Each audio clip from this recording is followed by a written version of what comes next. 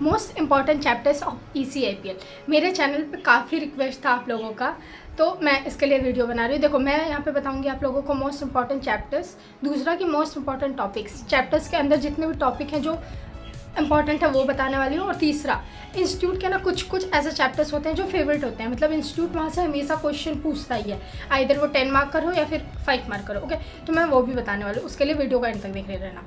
मेरे को पता है कि ECIPL एक ऐसा सब्जेक्ट है ना जो हम लोग उसको लास्ट में करने के लिए रखते हैं, क्योंकि हम लोगों को शुरू में वो ईजी लगता है, तो हम लोग सोचते हैं लास्ट में कर लेंगे, इसलिए लास्ट में रखते हैं। और लास्ट में आते आते मतलब वो हार्ड लगने लगता है। मेरे को पता है क्योंकि मैं इस फेज से जा चुकी हूँ, इसलिए मैं सारे इंपॉर्टेंट टॉपिक्स आप लोगों को बता रही हूँ। देखो, कवर सब कुछ करना है, लेकिन मैं जो इंपॉर्टेंट टॉपिक्स बता रही हूँ अगर आप उसको बहुत अच्छे से कवर कर लेते हो ना, तो एग्जाम में शॉर्ट आपके 60 to 70 मार्क्स कवर हो जाएंगे। ठीक है ना, क्वेश्चन पेपर उधर से ही आने वाला है 60 to 70%। ओके, तो इसलिए बहुत अच्छे से जो भी मैं इंपॉर्टेंट टॉपिक्स बता रही हूँ उसको बहुत अच्छे से करके जाना है। ओके, हम लोगों को स्टार्ट करना है पार्ट बी से। पार्ट बी क्यों? देखो, पार्ट बी जो है वो 40 मार्क्स का है, 40 मार्क्स। और इसमें चैप्टर कितने हैं? 5। अब 5, हाँ 5, ऐसे कहने के लिए तो 6 चैप्टर है, लेकिन अगर आप देखोगे तो अगर आप ये 5 चैप्टर कर लेते हो ना, तो ये आपका अपने आप कवर हो जाएगा। यहाँ पे आपको बस 1-2 टॉपिक करने को रह जाएगा, इसलिए 5 चैप्टर। 5 चैप्टर में भी ये जो 3 चैप्टर है ये मोस्ट इंपॉर्टेंट है, यहीं से आपको 30 to 35 मार्क्स आपका कवर हो जाता है एग्जाम में।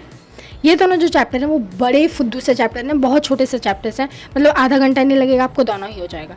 तो इसलिए पार्ट बी से पहले स्टार्ट करना। एंड आपका टारगेट जो होना चाहिए एग्जाम में वो ये होना चाहिए कि आपको 30 to 35 मार्क्स स्कोर करना है। पार्ट बी में आपको 30 to 35 मार्क्स स्कोर करना है। ठीक है, बहुत अच्छे से सारे चैप्टर कर लो। ओके, अब बात करते हैं पार्ट ए। पार्ट ए में देखो, इंपॉर्टेंट तो बहुत सारे चैप्टर्स हैं, पर हम लोगों को इंपॉर्टेंट के हिसाब से नहीं चलना है। हम लोगों को चलना किसके हिसाब से?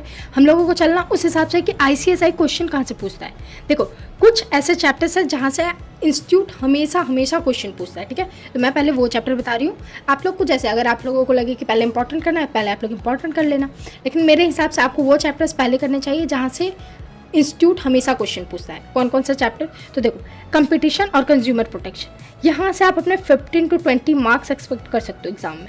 ये दोनों चैप्टर से क्वेश्चन पूछा जाता है। अभी देखो, पहले ना बहुत ये था कि एक चैप्टर 25 मार्क्स कवर करता था, लेकिन न्यू सिलेबस में ऐसा नहीं है, तो फिर भी आप दोनों से 10-15 या 15-20 मार्क्स तो एक्सपेक्ट कर ही सकते हो। ये दोनों करके जाना, ठीक है ना, बहुत हार्ड नहीं है, थोड़ा सा बड़ा चैप्टर है लेकिन हार्ड नहीं है, तो ये दोनों पहले करना है। दूसरा जो आपको करना है वो करना है चैप्टर 5, 6, 7। ये 3 चैप्टर ऐसे चैप्टर हैं जहाँ से इंस्टीट्यूट आप प्रीवियस ईयर के सारे क्वेश्चन उठा के देख लो, 5 मार्क्स का क्वेश्चन हमेशा से हमेशा पूछता है। Foreign trade policy, special economic zone, foreign contribution regulation, यहाँ से इंस्टीट्यूट हमेशा 5 मार्क्स का पूछता ही है, तो यहाँ से आप 15 to 20 मार्क्स एक्सपेक्ट कर सकते हो। ये ऐसे चैप्टर हैं जहाँ से इंस्टीट्यूट हमेशा क्वेश्चन पूछता है। ठीक है ना, ये 3 चैप्टर हो गए। उसके बाद आता है चैप्टर 8, 9, 10। यहाँ से भी इंस्टीट्यूट हमेशा 5 मार्क कर पूछता है, तो यहाँ से भी आप 15 to 20 मार्क्स कवर कर सकते हो। ये ऐसे चैप्टर हैं जहाँ से इंस्टीट्यूट हमेशा क्वेश्चन पूछता ही है, ऐसे चैप्टर है, तो इनको पहले कर लेना चाहिए मेरे हिसाब से। ठीक है, उसके बाद जो तीसरा है वो है चैप्टर 1, 2, 3, 4। देखो, 1 बहुत इंपॉर्टेंट है, 1 इंपॉर्टेंट चैप्टर है, लेकिन 1 एक ऐसा चैप्टर है जहाँ से कभी इंस्टीट्यूट क्वेश्चन पूछता है, कभी नहीं पूछता है। इसलिए अगर ये चारों में अगर आपको इंपॉर्टेंस देना था, आप 1 को पहले दोगे, लेकिन ये 4 ऐसे चैप्टर है जिनसे इंस्टीट्यूट कभी क्वेश्चन पूछता है, कभी नहीं पूछता है। ऐसा नहीं है कि रेगुलर 5 मार्क्स का पूछता ही है, तो कभी 10 मार्क्स का पूछ दिया, कभी कुछ नहीं पूछा, ऐसा चैप्टर है चैप्टर 1 से 4 तक। तो यहाँ से भी आप नहीं तो भी 10 to 15 मार्क्स यहाँ से एक्सपेक्ट कर सकते हो। ठीक है ना, तो इसको आपको 3rd राउंड में करना है। एंड मेरे हिसाब से फॉरेन डायरेक्ट इन्वेस्टमेंट, ECB, ये सारा ओवरसीज डायरेक्ट इन्वेस्टमेंट, ये थोड़ा ईजी चैप्टर है। हाँ, फेमा जो है चैप्टर 1 वो थोड़ा सा डिफ़िकल्ट जा सकता है, लेकिन आपको ये भी कर लेना है। ठीक है ना, मैंने बोला ना कि ये ऐसे चैप्टर है जहाँ से कभी इंस्टीट्यूट क्वेश्चन पूछता है, कभी नहीं पूछता है, लेकिन आपको करके जाना है, क्योंकि अगर पूछता है तो 10 मार्क्स का सिर्फ एक सिंगल चैप्टर से पूछता है, इसलिए आपको ये करके जाना है, छोड़ना नहीं है। अब दूसरा आ जाता है, लास्ट में आपको करना है चैप्टर 13 and 14। यहाँ से भी आपका 10 मार्क्स कवर हो जाता है, 10 to 15 मार्क्स आप इधर से कवर हो जाता है आपका। ठीक है, तो पहले हम लोग पीछे से स्टार्ट करेंगे पार्ट बी। ठीक है ना, फर्स्ट जो है design, law relating to design. Design में आपको सबसे पहले तो डिज़ाइन का डेफिनेशन आना चाहिए। दूसरा, डिज़ाइन का रजिस्ट्रेशन प्रोसेस। ठीक है, proprietor of a new and original design, provision of registration of certain design. ठीक है, registration of design essential requirement जो भी है। एंड आपको एक डिफरेंस है जो आपको करना है, ट्रेडमार्क एंड जोग्राफिकल इंडिकेशन, ये इस चैप्टर में करना है, मैं गलती से यहाँ लिख दिया। ठीक है, तो अब देखो, अब जोग्राफिकल इंडिकेशन जीआई के बारे में बात करें तो जीआई में कौन कौन से इंपॉर्टेंट टॉपिक है। सबसे पहला डेफिनेशन आपको आना ही चाहिए, ठीक है ना। अभी पार्ट बी में जितने भी सारे चैप्टर हैं ना, सब में आपको डेफिनेशन अच्छे से आना चाहिए, okay. Prohibition of registration of certain GI, कौन कौन से जीआई के लिए प्रोहिबिशन है वो कर लेना, रजिस्ट्रेशन प्रोसेस कर लेना, penalty for applying false GI ये भी कर लेना है। एंड जो मैंने आपको बताया था difference between trademark and GI, ये आपको करके जाना है। ये प्रीवियस ईयर क्वेश्चन है जो कि केस बेस में पूछा गया था, तो आपको करके जाना है, भूलना नहीं है। अब बात कर लेते हैं हम लोग कॉपीराइट काफ़ी इंपॉर्टेंट चैप्टर है। इसमें से 10 to 15 मार्क्स मैंने बताया, पेटेंट, ट्रेडमार्क एंड कॉपीराइट, ये 3 ऐसे चैप्टर है जो खुद में 30 to 35 मार्क्स कवर कर रहे होते हैं, तो इनको तो बहुत ज़्यादा अच्छे से करना है, ठीक है ना। अब बात कर लेते हैं कॉपीराइट का डेफिनेशन आपको आना चाहिए। दूसरा डेफिनेशन है जो आपको आना चाहिए ऑथर का डेफिनेशन आपको आना चाहिए। Assignment of copyright when revoked, copyright कभी रिवोक्ड हो सकता है, ठीक है। Mode of assignment, compulsory licence आपको कर लेना है। दूसरा termination of licence, copyright society, broadcast reproduction right, performers right, exclusive right of performer, infringement of copyright, ये इंपॉर्टेंट है ज़्यादा, मतलब इस पर थोड़ा ज़्यादा ध्यान दीजिएगा। और दूसरा है इंटरनेशनल कॉपीराइट, ठीक है। अब बात कर लेते हैं हम लोग ट्रेडमार्क के बारे में, ठीक है। तो ट्रेडमार्क सबसे पहले तो आपको उसका डेफिनेशन आना ही चाहिए। दूसरा है कि ट्रेडमार्क कौन कौन से टाइप के ट्रेडमार्क है जो इंडिया में रजिस्टर कर सकते हैं, एंड कौन कौन से टाइप के ट्रेडमार्क है जो इंडिया में रजिस्टर नहीं कर सकते हैं, ये भी आपको कर लेना है। वेल नोन ट्रेडमार्क, इसका डेफिनेशन आपको याद होना चाहिए। प्रोसेस ऑफ टीएम एप्लीकेशन, ठीक है। Absolute ground of refusal of registration of trademark, ये काफ़ी इंपॉर्टेंट है, मार्क कर लीजिए। दूसरा है इन्फ्रिजमेंट ऑफ रजिस्टर्ड ट्रेडमार्क, ये कर लेना है। Passing of assignment and transmission, और 2 डिफरेंस जो आपको करना है, पहला ट्रेडमार्क एंड सर्टिफिकेशन ट्रेडमार्क, दूसरा infringement of trademark and passing of, okay.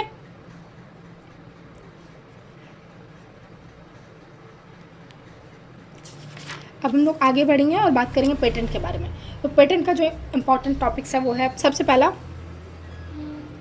Invention and patentable invention देखो, इन्वेंशन तो सारा कुछ होता है, लेकिन पेटेंट किसके लिए हम लोग अप्लाई कर सकते हैं, तो उसको बोलते हैं पेटेंटेबल इन्वेंशन। ये आपको डिफरेंस बोल लो या फिर आप बोल लो कि इसका डेफिनेशन या शॉर्ट नोट, ये आपको आना चाहिए। पेटेंट का डेफिनेशन, वाटर नोट इन्वेंशंस, ठीक है। फिर कंप्लीट स्पेसिफिकेशन, ये बहुत अच्छे से करके जाना, ठीक है। स्पेसिफिकेशन आपको दोनों ही करके जाना है, लेकिन कंप्लीट स्पेसिफिकेशन पे थोड़ा सा ज़्यादा ध्यान देना है, ठीक है। Power of controller, substitution of application, opposition to the patent, resident not to apply for patent outside India without prior permission, patent और पेटेंट ऑफ एडिशन, ये दोनों का डिफरेंस आपको आना चाहिए। और टर्म्स ऑफ पेटेंट, ये भी आपको आना चाहिए। Ground for revocation of patent, इसको थोड़ा इंपॉर्टेंट मार्क कर लीजिए, ज़्यादा इंपॉर्टेंट है। CSS पेटेंट एजेंट, ये भी काफ़ी इंपॉर्टेंट है, तो इसको भी आप लोग इंपॉर्टेंट मार्क कर लीजिएगा। Compulsory licence, working of patented invention, general principle, ये भी आप कर लीजिएगा, ठीक है। अब बात कर लेते हैं चैप्टर 15 इंटेलेक्चुअल प्रॉपर्टी राइट। मैंने बोला था कि चैप्टर बाकी के अगर सारे चैप्टर आप कंप्लीट कर लेते हो तो ये चैप्टर आपका ऐसे ही कंप्लीट हो जाएगा, लेकिन आपको इसमें 2-3 टॉपिक करना है, जैसे गेट्स, WIPO और ट्रिप्स, ये 3 ऐसे टॉपिक्स हैं जो आपको कर लेना है। और चौथा national intellectual property right policy, ये भी आपको अच्छे से कर लेना है। इसमें इस चैप्टर में ना बस यही 4 टॉपिक आपको करना है, क्योंकि बाकी देखो patent, trademark, copyright, industrial design, GI, ये सारा कुछ कवर हो ही जाता है, हम लोग डिटेल में उधर पढ़ ही रहना, तो यहाँ पे बहुत ज़्यादा कुछ करने का ज़रूरत नहीं है, बस ये 4 टॉपिक आपको कर लेना है, ठीक है। अब हम लोग आ गए पार्ट ए में, और पार्ट ए भी मैं पीछे से स्टार्ट कर रही हूँ, ठीक है। Part A, real estate regulation and development law. इसमें आपको जो करना है वो सबसे पहला तो प्रमोटर का डेफिनेशन आपको आना चाहिए। Salient features of the act, project exam from ambit of the act, function and duty of promoters के फंक्शन ड्यूटी दोनों आपको करना है। Rights and duties of allottee, appropriate government, power of tribunal, real estate regulatory authority and appellate tribunal, ये सारा ही कर लेना है। अब बात करते हैं लीगल मेट्रोलॉजी, ये भी आपको कर लेना। मैंने बताया चैप्टर 13 और 14 ऐसे चैप्टर्स हैं जिससे कभी ऐसे ऐसे क्वेश्चन पूछता है, कभी नहीं पूछता है, लेकिन अगर पूछता है तो ज़्यादा वेटेज का पूछता है, इसलिए आपको करके जाना है बहुत अच्छे से, ठीक है। OIML certificate, system for measuring instrument, ये भी कर लेना आपको। For feature of non standard weight, ये कर लेना, काफ़ी इंपॉर्टेंट मार्क कर लो। Declaration on pre packaged commodities ये कर लो, standard weight and measures, penalty for counterfeiting और सील, फिर इसेंशियल कमोडिटीज़ के जो टाइप हैं वो कर लेना है आपको, ठीक है। अब हम लोग बात करते हैं कंज्यूमर प्रोटेक्शन, काफ़ी इंपॉर्टेंट चैप्टर, मैंने बताया कंपटीशन और कंज्यूमर प्रोटेक्शन काफ़ी इंपॉर्टेंट है। तो इसमें कौन कौन से टॉपिक्स ज़्यादा इंपॉर्टेंट है? कंज्यूमर, डिफेक्ट और defect in good and deficiency in service, ये दोनों का डेफिनेशन भी आपको आना चाहिए एंड डिफरेंस भी आना चाहिए, दोनों ही काफ़ी इंपॉर्टेंट है। अगर आपको डेफिनेशन आता है तो आप कहीं मतलब इंपॉर्टेंस तो डिफरेंस तो बना के लिख ही लोगे, लेकिन बहुत अच्छे से आपको ये आना चाहिए, ये प्रीवियस ईयर क्वेश्चन में से है। कंज्यूमर प्रोटेक्शन काउंसिल, ये भी आपको आना चाहिए, ये पहले ही मैंने बता दिया, defect in good and deficiency in service, ठीक है। District commission, state commission and national commission, ये तीनों को बहुत अच्छे से कर लेना है। सबसे ज़्यादा इंपॉर्टेंट आपको देना है नेशनल कमीशन को, ठीक है। इसमें से एक बार प्रीवियस ईयर क्वेश्चन पूछा गया है, बहुत ज़्यादा इंपॉर्टेंट नहीं है, लेकिन एक बार प्रीवियस ईयर क्वेश्चन पूछा गया है तो इसको छोड़ के नहीं जाना चाहिए हम लोगों को। प्रोडक्ट लाइबिलिटी एक्शन, ये करना है। एक्सेप्शन टू प्रोडक्ट लाइबिलिटी, अब difference between contract of service and contract for service, ये काफ़ी इंपॉर्टेंट मार्क कर लो। Contract of service and contract for service, ये इसमें डिफरेंस काफ़ी बार पूछा गया है, तो इसको मोस्ट इंपॉर्टेंट ऐसा मार्क कर सकते हो आप लोग, ठीक है। Contract of service and contract for service, ये इंपॉर्टेंट मार्क कर लीजिएगा। अब बात करते हैं कंपटीशन लॉ के बारे में।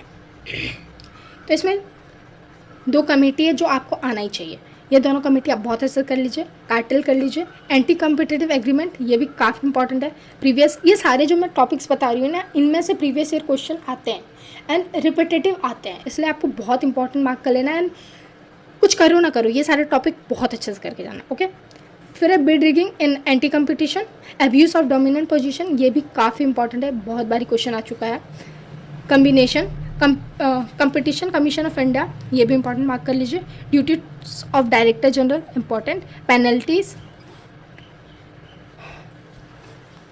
अपीलेट ट्रिब्यूनल और कंपटीशन एडवोकेसी, ये भी आप इंपॉर्टेंट मार्क कर लीजिएगा।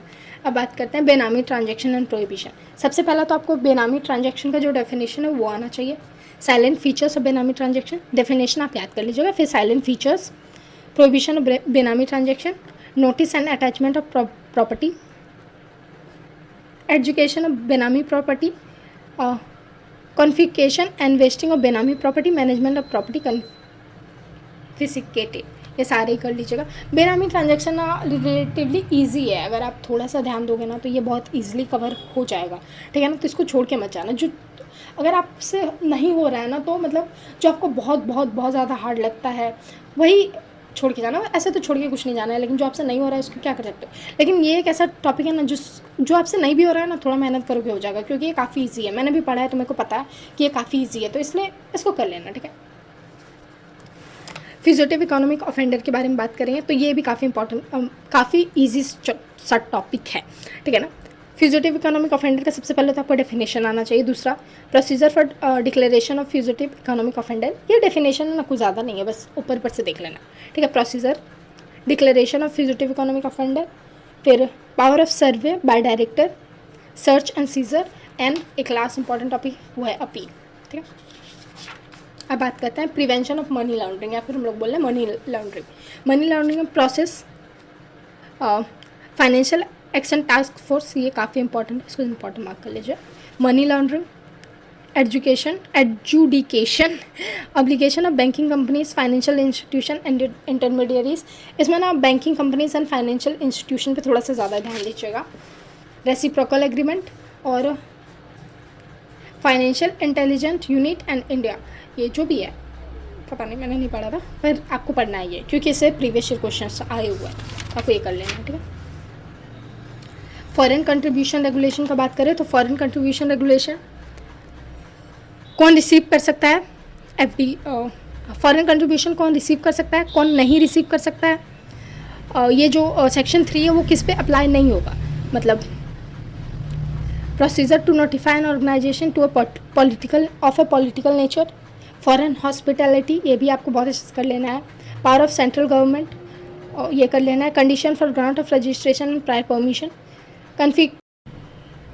सरेंडर कर लेना है, सरेंडर ऑफ फॉरेन कंट्रीब्यूशन, ये सारे टॉपिक कर लेना है आपको, ठीक है। अब बात करते हैं स्पेशल इकोनॉमिक जोन, ये भी रिलेटिवली इजी चैप्टर है, क्योंकि इसका हम लोग कहीं ना कहीं पढ़े हुए हैं, मतलब स्पेशल इकोनॉमिक जोन का थोड़ा बहुत तो हम लोग पढ़े हुए हैं ना, मतलब डेफिनेशन वगैरह थोड़ा सा इसमें हम लोगों को ज़्यादा जाना है। तो ये भी एक ऐसा चैप्टर है जो आप छोड़ के नहीं जा सकते हो, 5 मार्क्स इसमें से पक्का आता है, तो कवर करके जाना। Okay, function and development commissioner of the development commissioner, sorry, power and function of approval committee, SEZ authority, function of authority, directions by the central government, ये सारे करके जाना है आपको। अब बात करते हैं foreign trade policy and procedure. इसमें advance authorisation and quality complaint and trade disputes, ये कर लेना है आपको। अब बात करते हैं एक्सटर्नल कमर्शियल बोरिंग। तो इसमें आपको minimum average maturity period MAMP कर लेना है।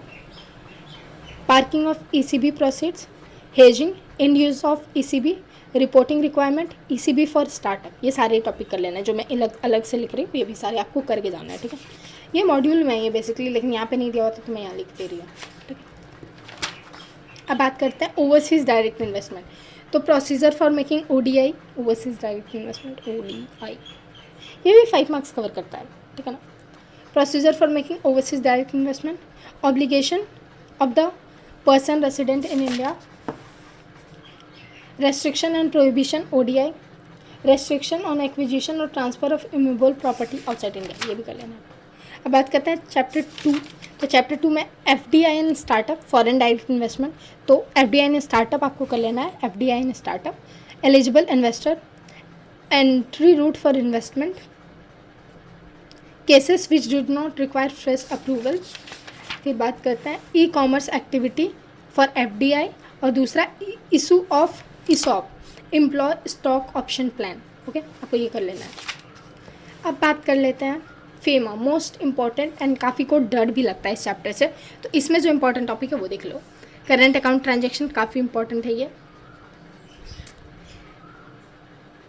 LRS, इसमें ट्रांजैक्शन और लिमिट दोनों ही आपको पता होना चाहिए। दूसरा है classes of capital account transaction by person resident outside India, surrender of Reliance foreign exchange, winding up procedure of branch office जो भी है, possession and retention of foreign currency and foreign coins, acquisition of transfer of immovable property in India, और जो है most important है कि ये भी है फंक्शंस ऑफ RBI, ठीक है, reserve bank of India. That's it. देखो आप लोग कमेंट करके बार बार पूछते रहते हो, तो देखो ये ऐसे टॉपिक्स हैं ना जो बहुत इंपॉर्टेंट है, मतलब बहुत इंपॉर्टेंट। यहाँ से आपको 60 to 75 मार्क्स एग्जाम में कवर करने को मिल जाएगा, मतलब 60-70, लेकिन बाकी का 30% तो आपको करना ही होगा ना, इसलिए करो सब कुछ, लेकिन ये सारे जो टॉपिक्स हैं इनको बहुत बहुत बहुत ज़्यादा इंपॉर्टेंस देके आपको चलना है। Okay, hope this help, bye bye.